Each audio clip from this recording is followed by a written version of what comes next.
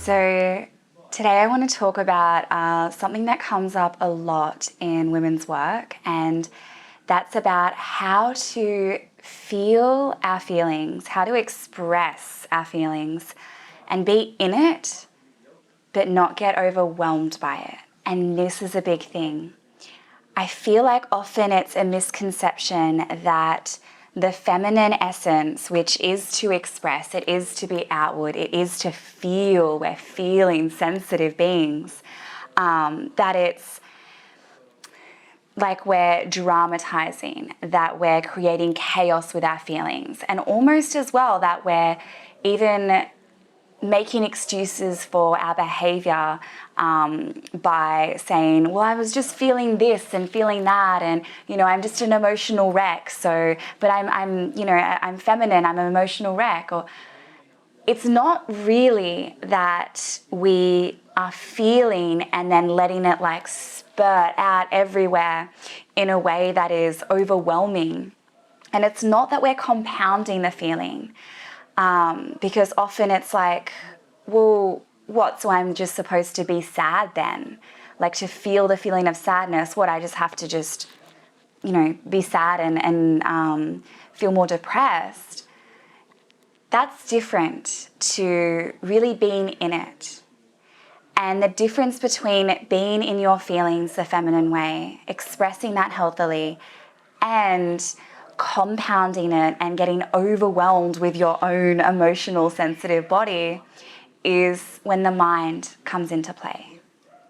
So what happens is we're feeling something, it arises in our bodies.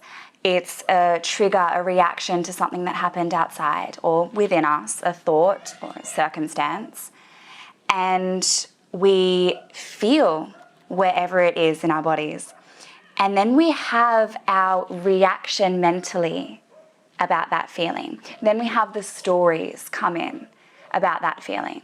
So it could be like you feel really irritated at something. And so you start to get a little bit like, you're noticing that you're getting irritated and you shouldn't be getting irritated. So you're getting irritated that you're getting irritated. Or you're thinking, well, if I'm supposed to feel my feelings, doesn't that just mean you're telling me to get more irritated? It's not really about that. It's about noticing what the mind does with the feeling. So the feeling of irritation is there. We've been triggered by something. And it's true, this feeling, the triggering is true. That is there. And so how can we sit with that, notice that, let it be, and then let it pass? Because this is the thing, feelings are there to be felt. Your emotional body is there to be expressed. As feminine beings, that is how we allow energy to flow in and through us. Expression. And we block our own expression of feeling by trying to work it out here and by trying to distract ourselves from it, or by trying to numb our feeling. If feeling is happening in the body, it is expressed through the body as well. And that is how it leaves us, rather than that irritation hanging around for a week, 2 weeks, 3 weeks. Whereas if we really let ourselves to be in it, let the energy move through in some way and help ourselves with that feeling, it will leave us as it was meant to always. It will flow. So how to do this? It's really about first being aware of emotion in your body, whatever that is, whether it's anger, sadness, irritation. And I'm saying the feelings that are not as lovely because these are the ones that we have trouble with. So I'm going to take anxiety as an example, because for me in my life, there was a point before I came into this work and felt the transformation of diving into mindfulness, presence, spirituality, and femininity. I was diagnosed with depression and anxiety. And there was a moment in my healing journey where I'd been going so well that I had felt myself, I can remember this so clearly, I was washing the dishes and I felt myself like getting anxious. This anxiety arose within me. Why it arose, that's not relevant. It arose. Though my mind straight away went, oh, I see you. I'm getting anxious. I shouldn't be getting anxious. I've been doing so well. Why am I getting anxious? Oh no, what do I do? What do I do? And I knew that I couldn't numb it because that's what I had been doing for so long. That's why I was diagnosed with this depression, and that's why I was in an extreme disorder as well, because I'd completely locked myself up from feeling. I was numb. I was like a shell. So when I was healing and feeling, I didn't know what to do with it. And in that moment, I recognized those thoughts. So thankfully, my mindfulness practices allowed me to see my mind having a freak out over the anxiety. And so I said to myself in that moment, okay, you're anxious. Okay, there's anxiety there. I breathed into it and I didn't try to do anything to it. I didn't try to push it away. I didn't try to rationalize it. I didn't even try to say certain things to rewind it. I just let it be there. I continued washing the dishes and 5 minutes later it was gone. And that was the first time I can remember myself ever letting the feeling flow through. Really. I remember I'd always try to control them, work them out, get confused by them, find the best system.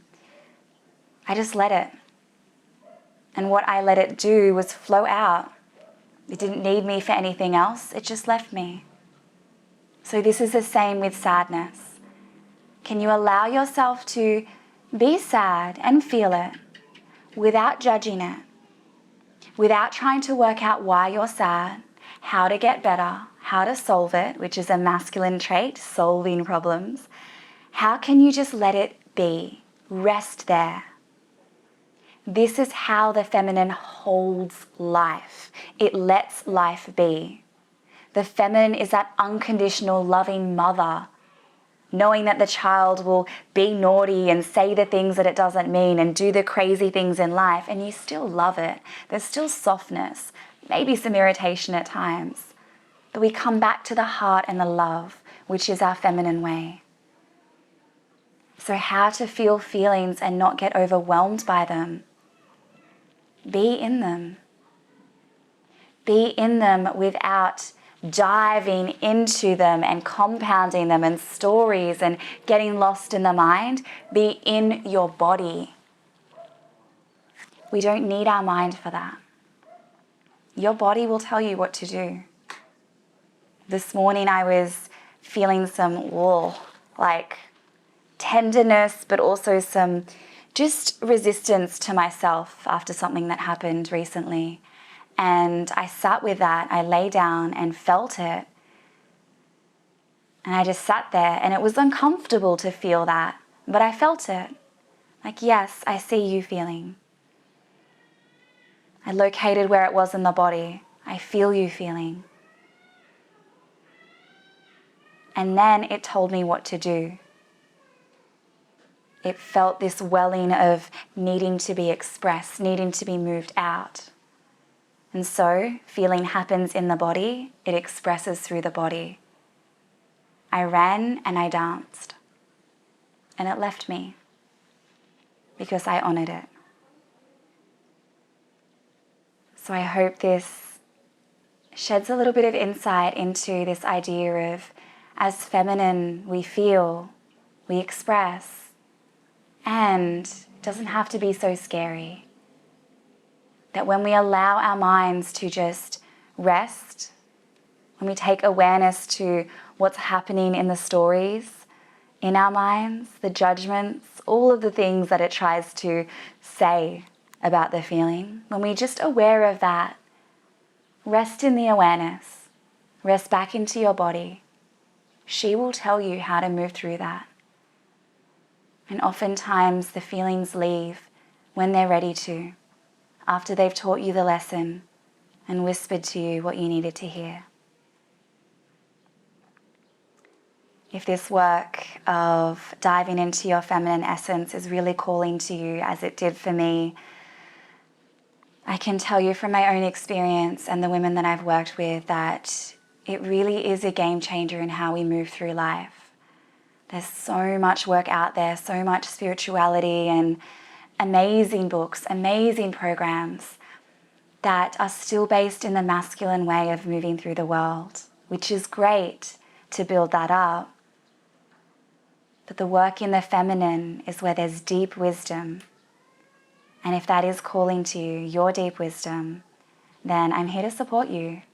I offer one-to-one personal guidance coaching, online or in person. I offer online immersions working with goddess archetypes and retreat experiences in Bali and soon the rest of the world.